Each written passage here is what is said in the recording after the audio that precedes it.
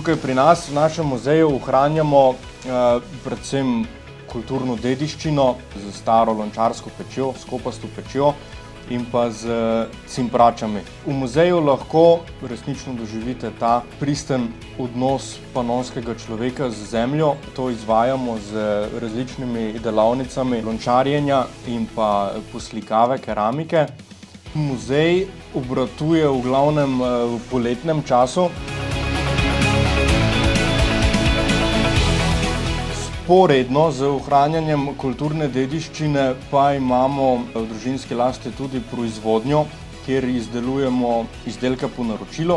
Po vaših željah lahko pripravimo različne pakete za obdariti svoje najdražje. Vsi naši izdelki, ki so na voljo v trgovini, so pa plod 3 generacije dolge družinske poti in so primerni tako za okras kot tudi za uporabo v vaših gospodinjstvih.